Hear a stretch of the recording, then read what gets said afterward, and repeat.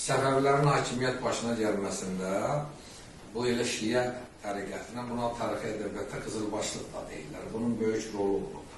Bilirsiniz ki, ilk Səfəvi Sufi Dərviş orqanı Şeyx Səfiyyəddin İshaq tərəfindən 13-cü əsrin sonunda əsası qoyulub. Və 15-ci əsrin ikinci yarısına qədər bir çox Səfəvi şeyxi təriqətin başçısı olub. Şeyx Səfiyyəddin İshaq, sonra Sədrəddin Musadır, sonra Xacə Əlidir, İbrahim Şeyxşah və ondan sonra Şeyx Cüneyd gəlirlər. İlk Səfəvi şeyxləri tarixi ədəbiyyatda belə bir fikir var ki, bunlar Sünni Hənəfi təriqəti olurlar. Amma təqribən 1409-cu ildə Qaraqorlu Cahanşah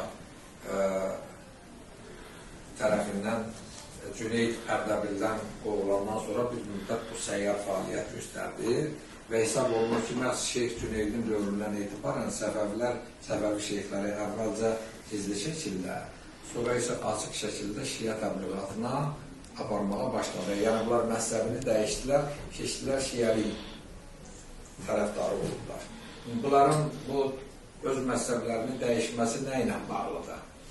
Bilirsiniz ki, 15-ci əsrin ikinci yarısında Azərbaycanda faktiki Azərbaycanı idarə edən iki dövlət var. Bu Ağqoğunlar və də Şirvanşahlar. Bunlar hər ikisi rəsmi səviyyədə sünnilik təbliğ edirdilər. 15-ci əsrin ikinci yarısı, xüsusilə də son rübü bilirsiniz ki, Ağqoğunlu dövlətinin çox qarışıqlıq dövrüdür. Hakimiyyət uğrunda mübarizələr gedir, hətta hakim sülalə üzvlərinin özləri arasında çəkişmələr var. Separatizm halları güclənir, soyğal sahiblərinin mərkəzi hakimiyyətə qarşı itaatsizliyi və bütün bunlar əhalinin sosial-iqtisadi vəziyyətinə ağır təsir göstərirdilər. Məhz bu məqamdan istifadə edən Şeyx Cüneyd və onun varisi Şeyx Heydarın dövründə bu şiəlik təbliğatı açıq yayıldı. Nədən? Bunlar nədən birdən-birə sünni məzhəbindən imtina elədilər, şiəliyə keçdilər.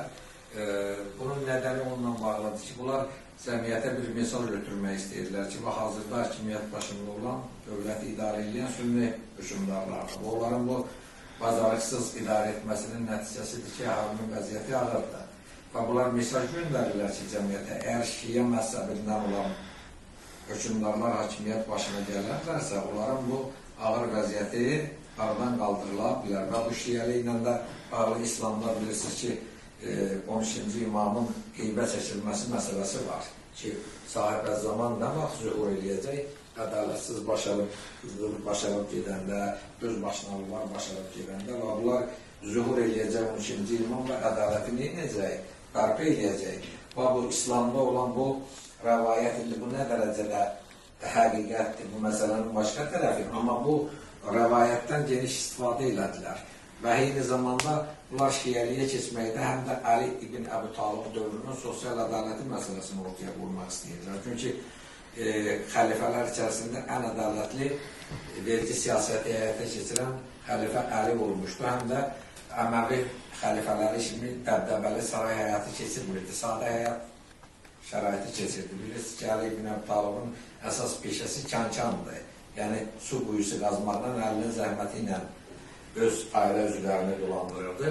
Və ona görə də indi Şeyx Cüneyd və onun varisi Şeyx Heydər deyirlər ki, biz əgər hakimiyyət başına gələriksə, Əli ibn Əbu Talib dövrünün o sosial ədalətini neyəcəyik? Bərpa eləyəcəyik. Və həmin o şiəlikdə olan o rəvayətdən də bunlar istifadə edirlər ki, 13-cü imamın güya qeybə çəkilib, sonradan zühur eləməsi. Və Şeyx Heydərin dövründə də bu şiəlik atributları da gətirildi. 12 imamın şərəfinə, bunların başlarına 13 zolaqlı çalma qoydular. Bunlara rəsmi olaraq bundan sonra dedilər nələr? Qızıl başlar. Və maraqlı məsələnin biri də ondan ibarətdir ki, İsmail Axı Ərdəbildə Şəməsi savaşından sonra Ərdəbildə izlədilmişdi. Ərdəbili tərk elədi 1499-cu ildə. Və 90 hakimiyyət uğrunda mübarizəyə o zaman başladı. Və bu mübarizəyə başlayanda da həmin o İslamda olan o rəvayətdən istifadə elədi. Məsələn, məşhur bir şərqşünas alimi var, Minorski Vladimir Fyodoroviç. O deyir ki, bu qızılbaşlıq təlimini başa düşmək üçün ilkin mənbə rolunu oynaya bilər, Şah İsmailin divanı oynaya bilər. Çünki divanda o qızılbaşlığın mahiyyəti neyir? Açır. Və əgər siz o divana fikir verirsiniz, indi seminar məşğəllərinizdə də Lalə xanım yəqin sizə tövsiyə edəcək, Şah İsmailin divanını oxuyur. orada görəcəksiniz ki, hakimiyyət uğrunda mübarizəyə başlayanda məhz həmin o İslamda o 12-ci imamın zuhur eləməsi ilə bağlı rəvayətində böyük rolu olur. Həmin o rəvayətə görə 12-ci imam ağ atın belində, ağ niqabda, ağ paltarda ortaya çıxacaq və ədaləti bərpa eləyəcək. Və Şah İsmailin da həmin o divanından da məsələn bir parça deyim sizə, orada deyir, xətaiyəm, ağ atlıyam, sözü şəkərdən tatlıyam, mürtəza əlizatlıyam, qazilər deyil, şah mənəm.